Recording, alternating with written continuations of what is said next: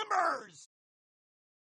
Welcome, Buccaneers, to the very first weekly update. Thanks for joining us today. This is your host, the Pixel Pirate. So let's get straight into it. The first game, or I should say, I am not going to say these games in order because my schedule changes quite often. And in fact, games that I mention in the weekly update might not happen this week, so just keep that in mind. But my first on the list is Bernie Needs Love. That's right. He needs love and he needs it badly. Bernie Needs Love is a platformer. And basically you play as an old guy being chased by death, trying to collect Viagra pills so that you can make sweet, sweet love to your woman at the end of the level. What more could you want in a platformer? The only reason I picked this game up is because of the story. It's quite simplistic gameplay, but having said that, it's difficult. It's challenging, at least it is for me, because I'm terrible at platformers. On the first level, I must have died about 10 times before I completed it. It has difficulty level, that is for sure. So I'll be covering that. Next cab off the rank is Bleed. Bleed you've probably heard of. It's been covered quite extensively on other YouTube channels, such as Jesse Cox. Basically, it's another platformer, and then the gimmick mechanic, if you like to call it that, is it has bullet time. So it also has something like triple jump or quadruple jump, which is crazy. Basically, jumping all over the map, using your bullet time to shoot everything in sight. You have a couple of different weapons, so it looks quite interesting, and I really wanted to sort of cover this game because of the coverage that it's been getting in the videos, I should say, not movies. The videos that I've been seeing on the game look awesome, so that'll be coming up. Next one is Gratuitous Space Battles. Now, that is an old game. I think it came out in something like 2010 or 2011, but they just released a update for it, so I'm going to cover that. It's sort of an expansion, DLC expansion, I guess. So it looks pretty interesting, and because I didn't cover it before, I really want to cover it now because having read about it, looks quite interesting if I'm completely honest.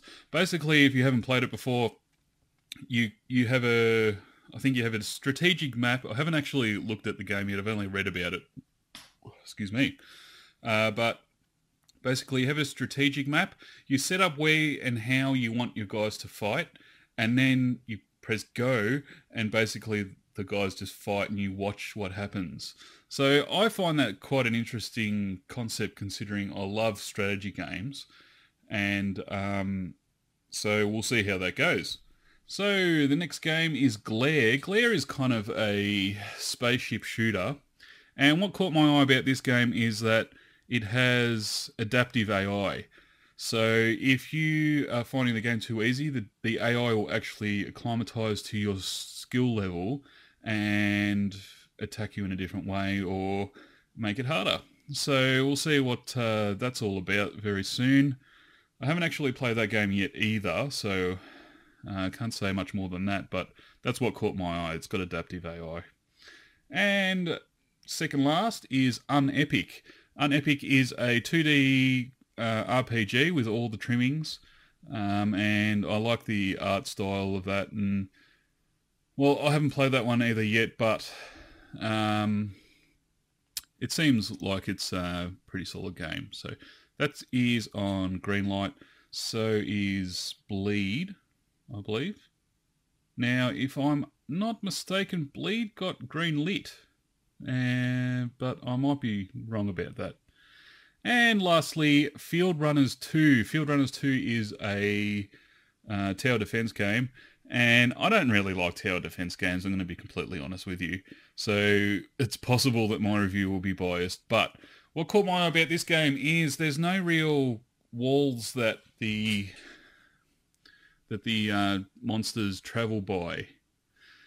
And the only way that you can actually stop them from just going straight at the thing that they're attacking is by creating turrets and making those into paths, which I found quite refreshing for a tower defense game because it allows you to... It adds a layer of strategy to the game that other tower defense games don't generally have, because oftentimes, and whilst this isn't a strict rule, oftentimes they predefine the level with walls and stuff, so it's like a little mini maze, and you're just going to have to stick with that and tough cookies if you don't like it. Whereas with this game, it's an open map, and you create the little tunnels with the turrets and various weapons that you employ to destroy the mobs. So I found that very refreshing indeed. So that is about it. Oh yes, and of course my Roguelike Friday. Not sure what I'm going to cover this week.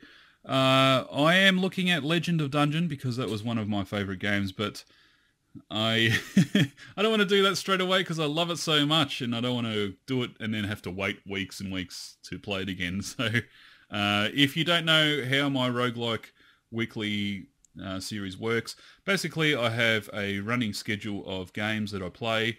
It's probably a list of about 10 games that are roguelikes or roguelike likes. So I'm not strictly playing roguelikes only. A lot of the games that I play, in fact, all of the games that I play have sprites and graphics. They're not ASCII because I know that roguelikes are traditionally ASCII graphics, but I can't play them. I can't. So all the games that I play have graphics, and some of them are missing roguelike elements. So generally they're called roguelike likes. They like roguelikes. So they're the games that I generally play. And whilst I'm not saying that, well, actually the developers say that Legend of Dungeon is a roguelike like. So that's a roundabout way of getting to the point. I might be covering that. I might be covering a game called Red Rogue, which looks really interesting to me. So it's either that or Red Rogue or Tally Glitch. But I just did a video on Tally Glitch, so I might hold off on that, maybe 2 or 3 weeks until we see Tally Glitch again.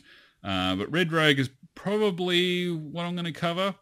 I'm going to say maybe a 90% chance that that's what I'll be playing for this week. So we will see. It's a big mystery, guys. Big mystery, and you'll have to tune in to find out. So if you have any information about any games that I'm covering, please feel free to let me know in the comments.